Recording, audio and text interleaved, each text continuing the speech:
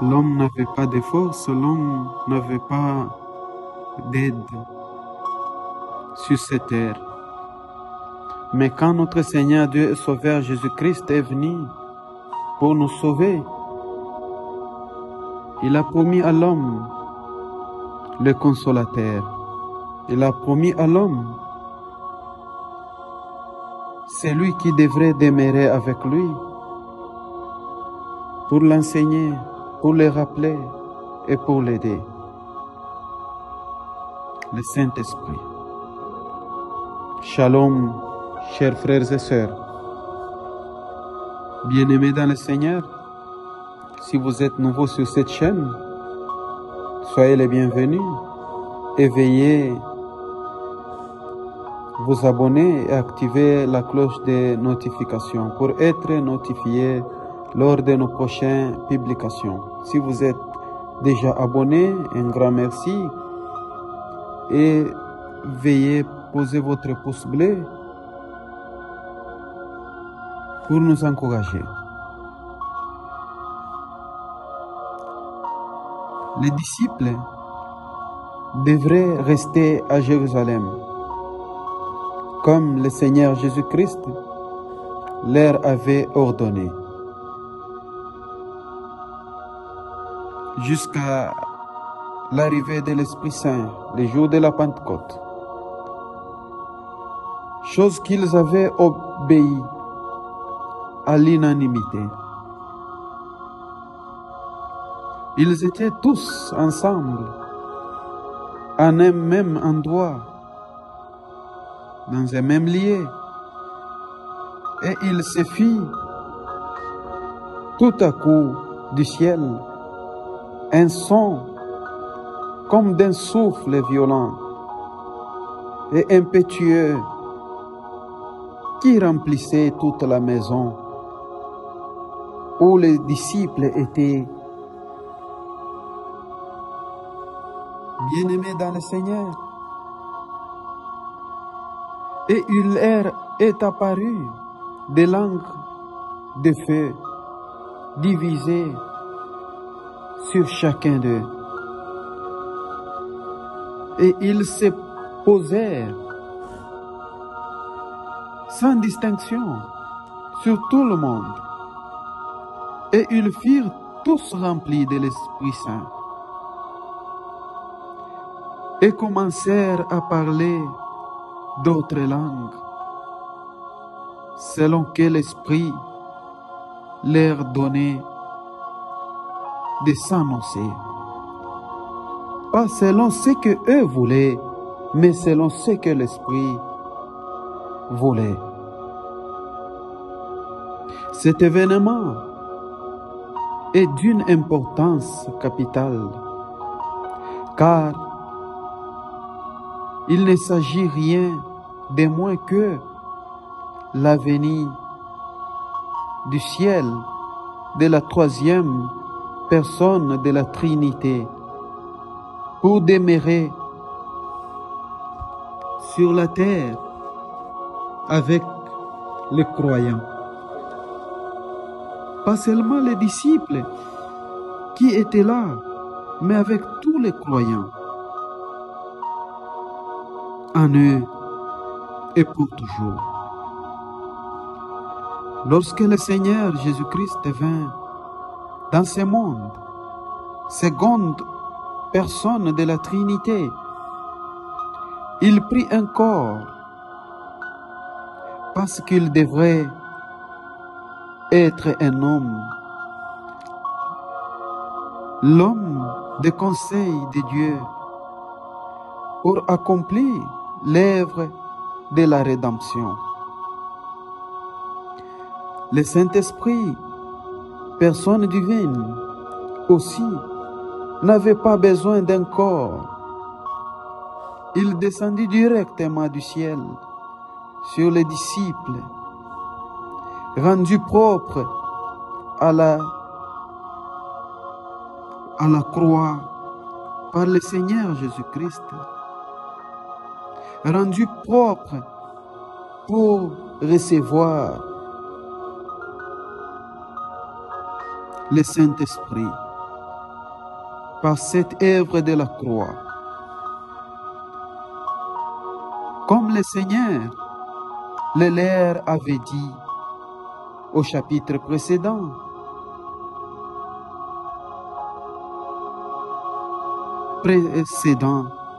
Des Actes des Apôtres. Il se serait en eux la puissance dont ils auraient besoin pour leurs activités, comme ces témoins dans ce monde où ils rencontrèrent l'opposition de Satan, agissant chez les Juifs et d'autres personnes comme nous le voyons maintenant dans ce monde. L'ennemi du Christ et chez les païens. Dans les ténèbres du paganisme, c'est par les disciples absolument impuissants en eux-mêmes que le Seigneur allait accomplir une grande œuvre sur la terre. Eh bien, grâce à la prédication de l'Évangile, le Seigneur Jésus-Christ, homme parfait, reçut aussi le Saint-Esprit au début de son ministère. Jésus-Christ, qui était de Nazareth, Dieu l'a oint de l'Esprit Saint et de la puissance, lui qui a passé des lieux en lieux faisant du bien. Actes des Apôtres, chapitre 10, le 38e verset nous dit cela. Sur lui, le Saint-Esprit descendu sous la forme d'une colombe, symbole de la grâce, de la bonté, de la douceur qui ont caractérisé tous les ministères de Jésus-Christ, lui dont on n'entendrait pas la voix dans les rues et qui éteindrait pas les lumineux qui filment. Matthieu chapitre 12, le 19e et le 20e verset.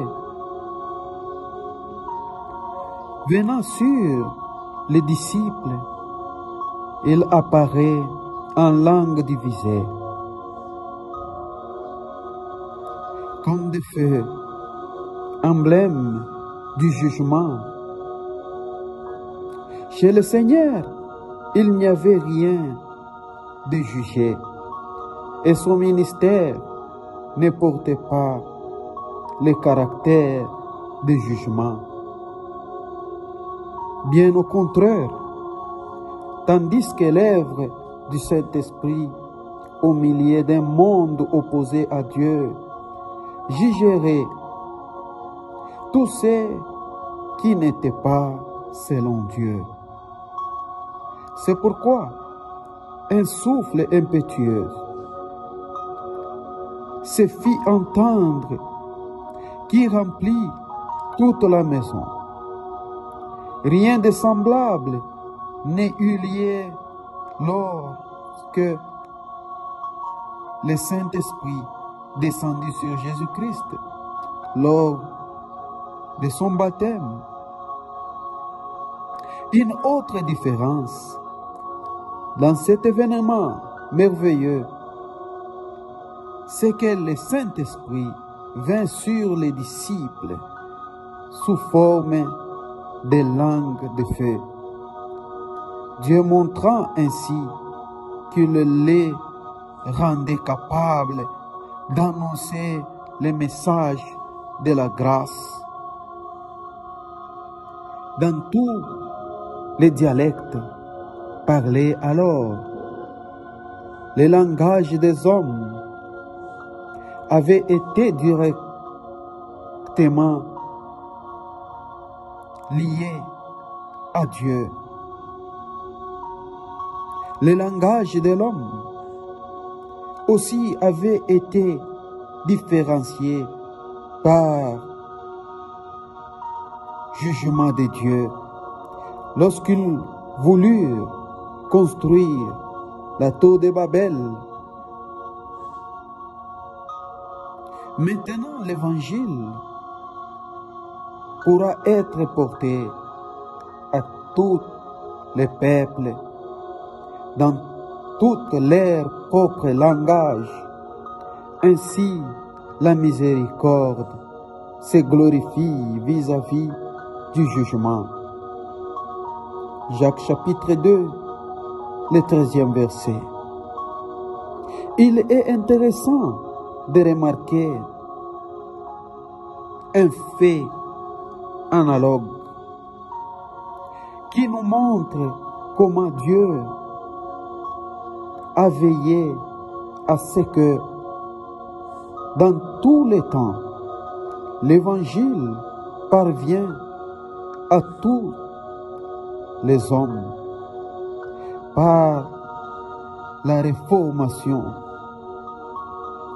Dieu remit en lumière sa parole qui durant des siècles resta voilée dans les ténèbres du paganisme et fut remplacée par les enseignements des hommes égarés par Satan. Mais ils étaient difficiles de se procurer des exemplaires de la Bible à ce temps-là. On ne l'avait qu'en manuscrit et dans les langues anciennes, inconnues au peuple. Mais Dieu voulait qu'elle fût lue et mise à la portée de tous. Pour cela, il fit précéder la réformation de la découverte de l'imprimerie. Dès lors, on traduisit la Bible et on l'a même imprimée en langue connue de tous, ce qui en facilita la diffusion de l'Évangile. Malgré la violente opposition du clergé romain, au siècle passé, il se produisit un réveil général dans l'Église. Dieu favorisa l'extension de l'Évangile dans le monde entier, non par une nouvelle Pentecôte, comme quelques-uns le prétendent, mais en facilitant la traduction de la Bible dans une quantité de langues. Actuellement, la Bible, elle est publiée en tout ou en partie, en plus de 1000 langues, idiomes dans les 5 continents. On voit comment Dieu a pourvu à toute pour que la bonne nouvelle du salut puisse être répandue dans le monde entier. C'est pourquoi la responsabilité de ceux qui n'en profitent pas est grande et les conséquences terribles. Ce chapitre présente la venue du Saint-Esprit au point de vue de la puissance et des capacités dont les disciples avaient besoin pour accomplir leur service. En même temps, nous l'apprenons par d'autres portions de la parole. Il les recevait individuellement comme l'esprit d'adoption par lequel ils avaient la conscience qu'ils étaient enfants de Dieu. Romains chapitre 8, du 14e au 17e verset.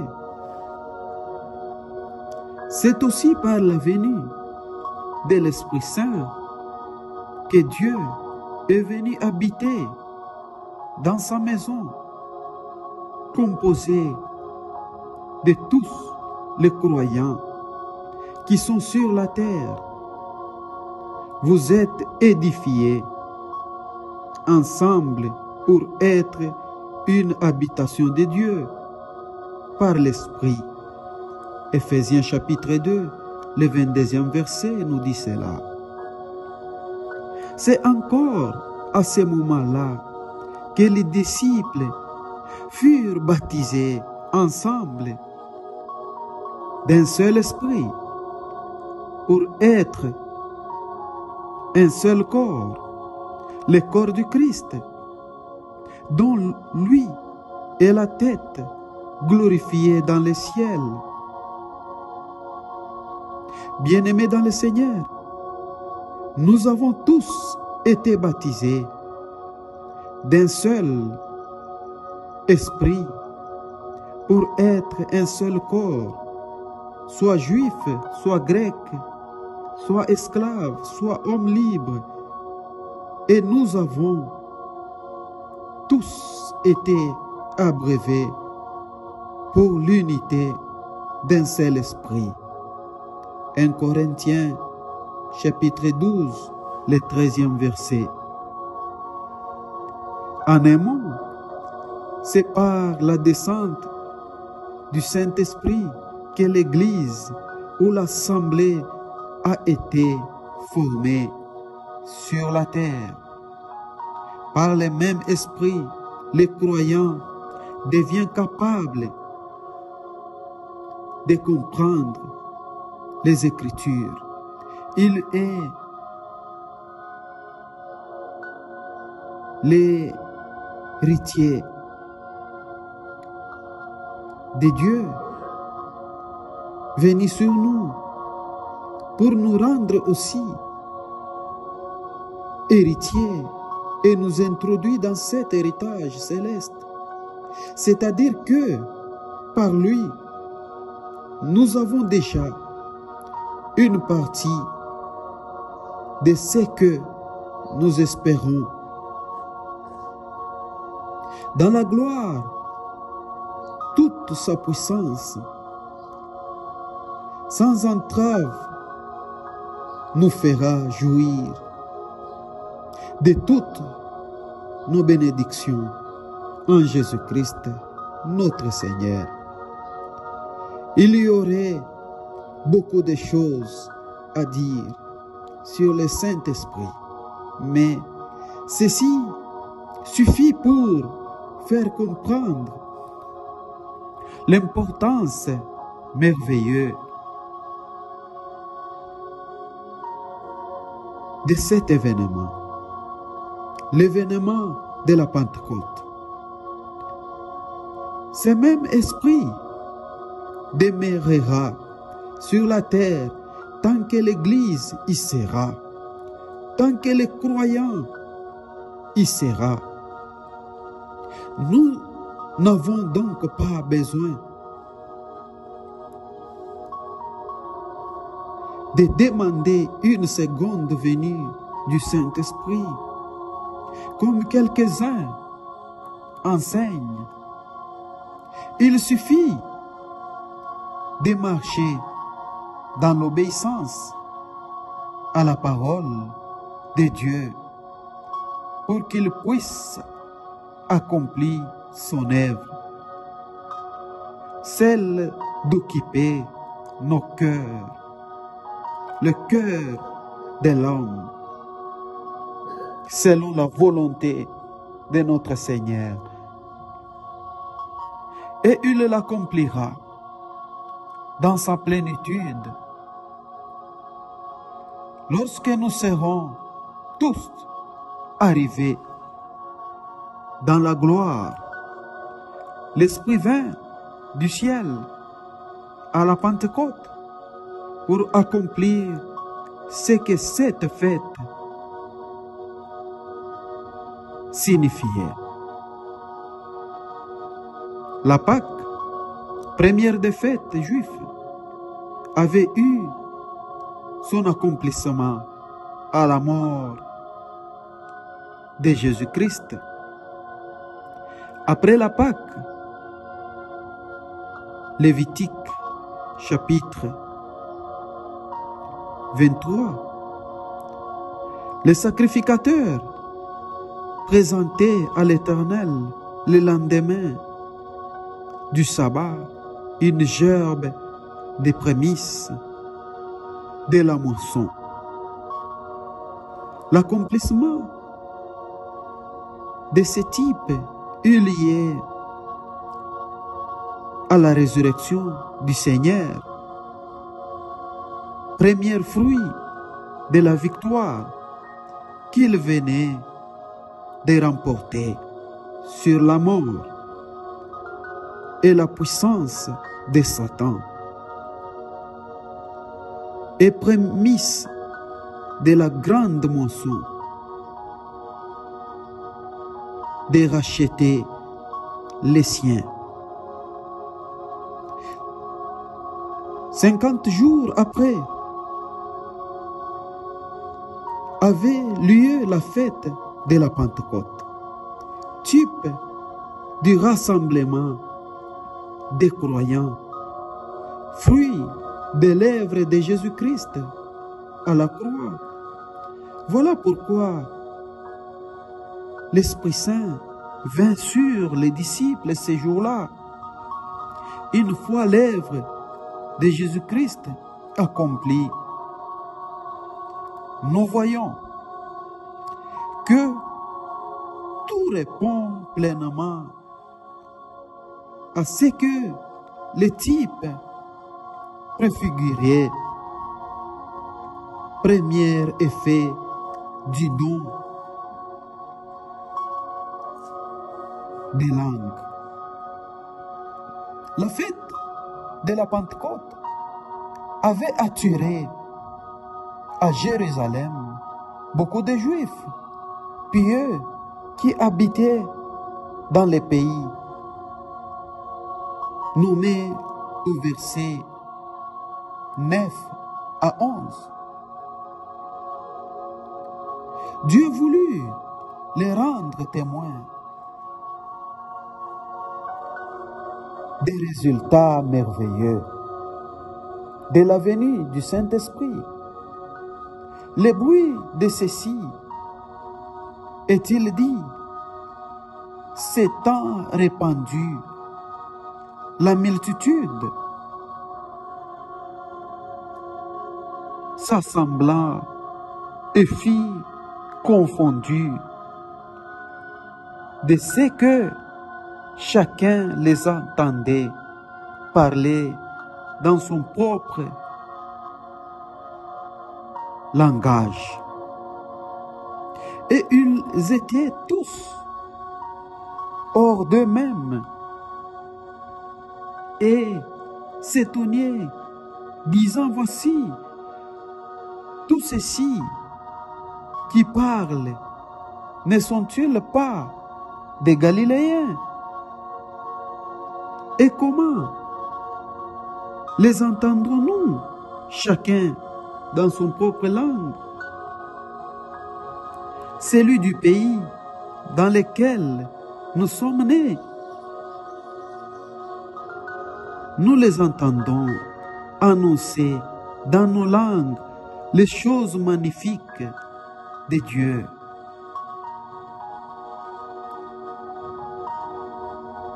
C'est la contrepartie de la confusion des langues qui est liée à la tour de Babel après les déluges.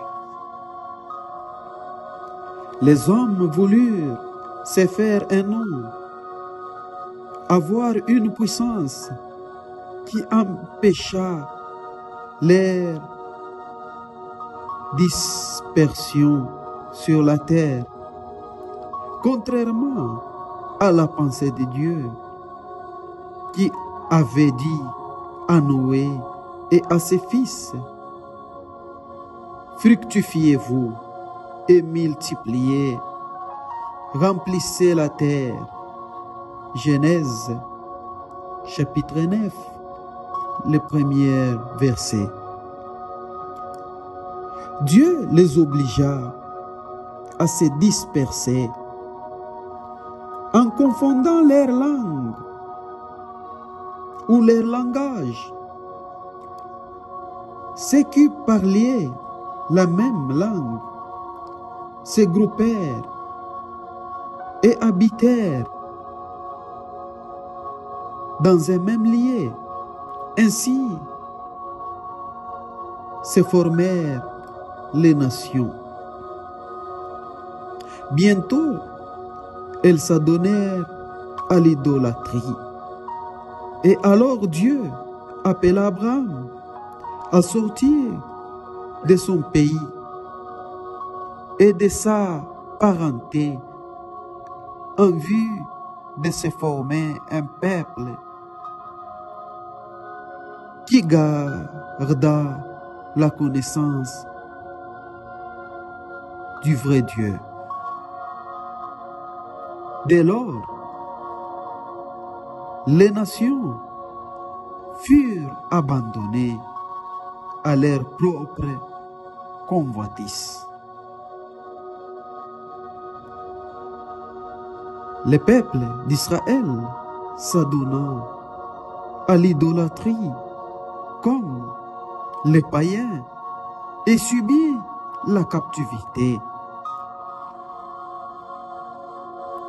Un résidu revint sous Néhémie et Esdras pour recevoir le Messie promis, qui fut rejeté et mis à mort.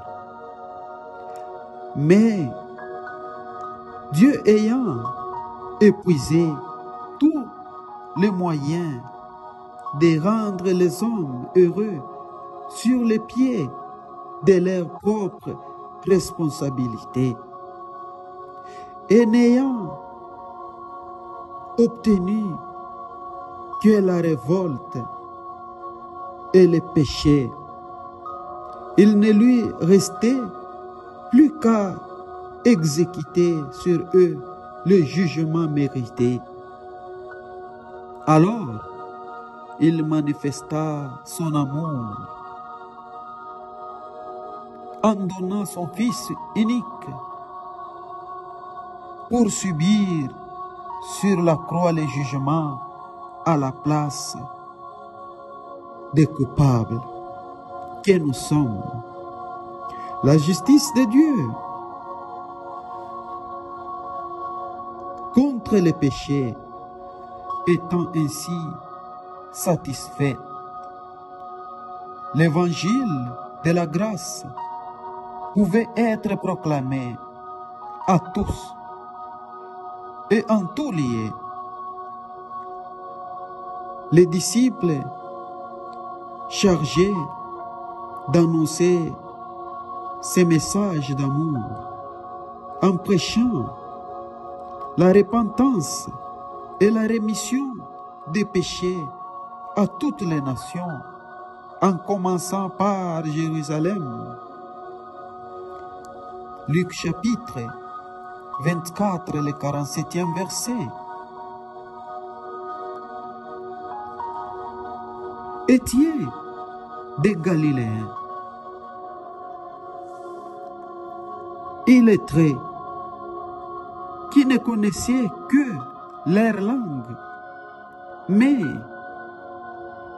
comme les ressources étaient en Dieu seul pour sauver les pécheurs, elles se trouvaient aussi en lui seul pour leur faire connaître ce grand salut. Il envoya du ciel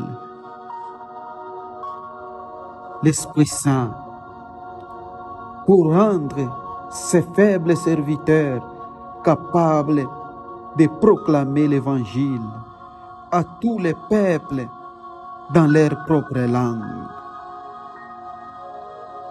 Ainsi, le jour même de la Pentecôte, ces Juifs nés dans ces divers pays les entendirent annoncer dans leur langue les choses magnifiques de Dieu, les messages d'un Dieu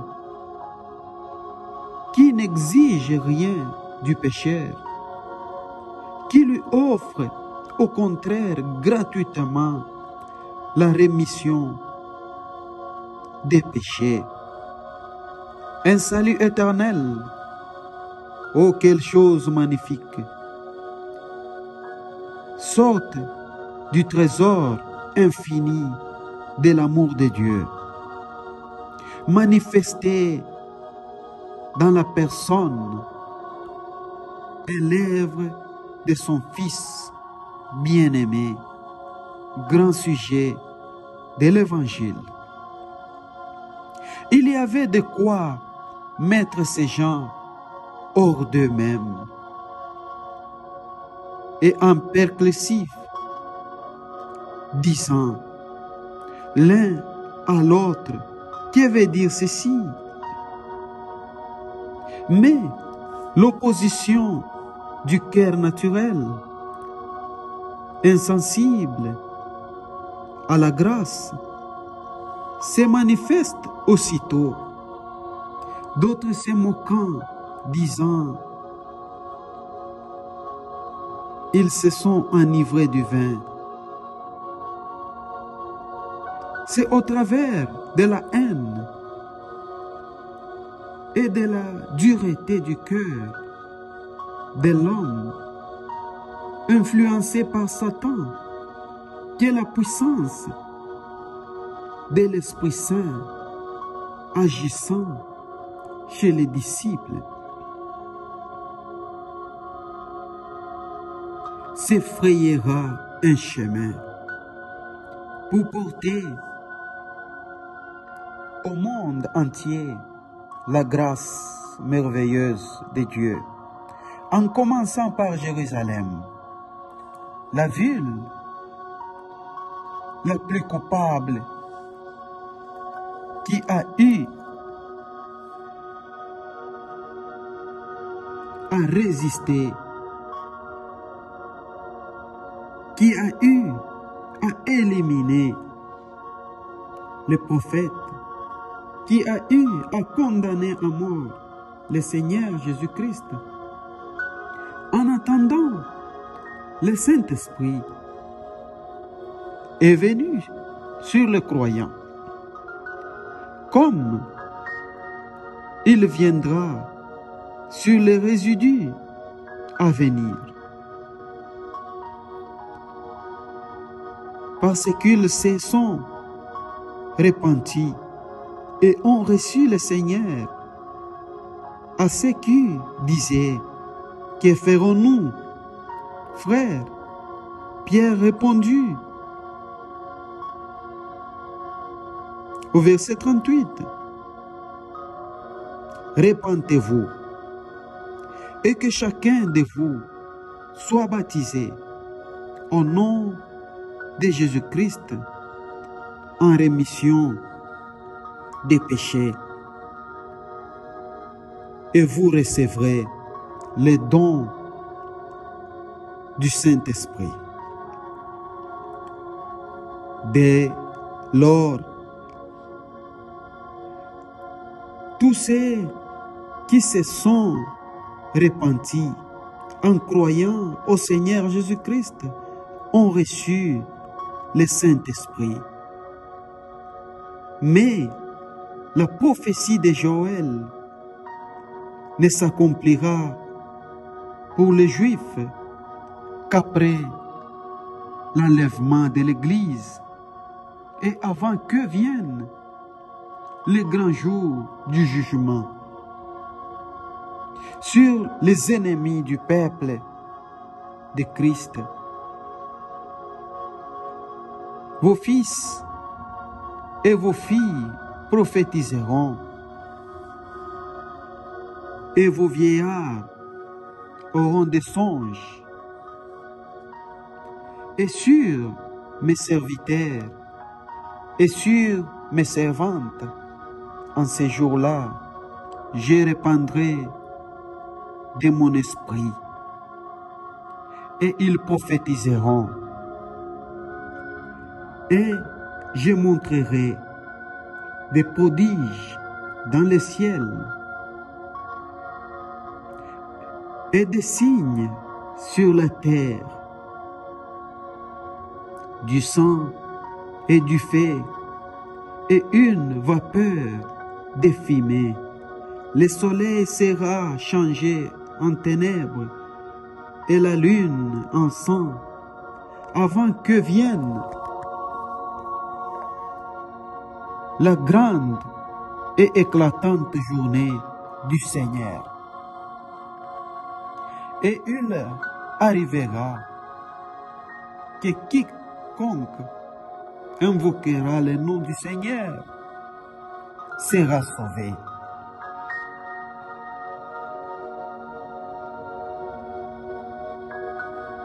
En attendant ces jours-là, le Saint-Esprit donne aux disciples la capacité de rendre témoignage au Seigneur Jésus-Christ, glorifié en annonçant l'Évangile en tout lieu.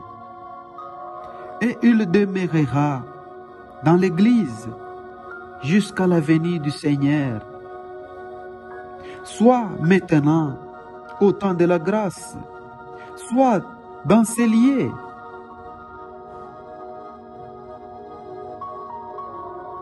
où les croix se réunissent, jusqu'à la venue du grand jour du Seigneur. Quiconque invoquera le nom du Seigneur Jésus-Christ sera sauvé. C'est le grand sujet de l'Évangile. Le seul moyen d'avoir part aux bénédictions présentes et futures, puisque du côté de l'homme, il n'y a aucune ressource. Le discours de Pierre se divise en plusieurs parties. Jusqu'ici, il a réfuté l'absurde accusation des Juifs en établissant par la parole que ce qu'ils prenaient pour les effets du vin marque l'accomplissement d'une prophétie de Joël. Dans ce qui suit, jusqu'au chapitre et jusqu'au verset 36, Pierre parle aux Juifs de Jésus qu'ils ont fait mourir et que Dieu a ressuscité et fait asseoir à sa droite. Le Saint-Esprit a produit les effets dont ils étaient témoins. Hommes israélites, leur dit-il, écoutez ces paroles. Jésus de Nazareth, homme approuvé par Dieu, qui a fait tant de miracles et de prodiges. Les signes que Dieu a fait par lui au milieu de vous, comme vous-même, vous le savez, ayant été livré par les conseils définis et par la préconnaissance de Dieu. Lui, vous l'avez cloué. Vous l'avez cloué à une croix et vous l'avez fait périr par la main des païens. L'apôtre rappelle ici 3 grandes faits relatives au Seigneur. 1. Il était un homme approuvé de Dieu. Pierre ne craint pas de nuire à la gloire de sa personne en l'appelant Jésus le Nazaréen, un homme comme tous les vieux au cours de son ministère ici-bas.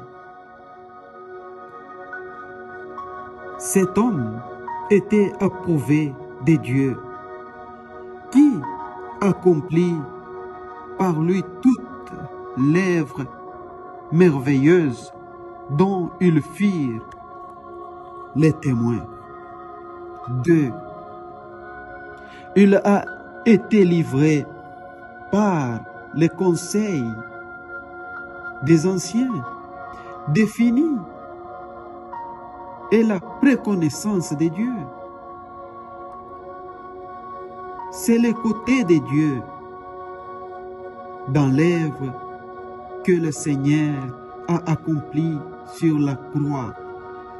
Il mourut selon les conseils divins. Si Dieu voulait sauver des pécheurs et remporter la victoire sur toute l'œuvre du diable, il fallait que son bien-aimé, devenu homme, fût livré. 3. Les hommes sont coupables de l'avoir cloué à une croix. Le fait que le Seigneur ne pouvait mourir s'il ne s'est livré lui-même pour accomplir les conseils de Dieu n'enlève rien à la culpabilité des hommes. Il les a hissés et ne pouvait les supporter plus longtemps au milieu d'eux. Ils les firent mourir volontairement, mais s'ils donnèrent libre cours à leur peine, Dieu intervient pour ressusciter le Seigneur Jésus-Christ d'entre les morts. Pierre continuait en disant, lesquels Dieu a ressuscité, ayant délié les douleurs de la mort, quoiqu'il n'était pas possible qu'il fît retenus par la mort. Le Seigneur Jésus-Christ, lui qui ne ment jamais, nous a promis le Saint-Esprit et il nous a envoyé le Saint-Esprit pour que nous soyons sauvés, pour que nous puissions marcher avec lui, pour que le Saint-Esprit puisse nous guider. Il est merveilleux. Croyez en lui et faites sa volonté en tout le temps. Que le Saint-Esprit puisse guider vos vies, mes chers frères et sœurs, bien-aimés du Seigneur. Que le Saint-Esprit puisse vous remplir de sa force. Dans le nom puissant de notre Seigneur Dieu et Sauveur Jésus-Christ. Aimez et likez la vidéo. Et si vous êtes nouveau sur cette chaîne, veuillez vous abonner. Que Dieu vous bénisse.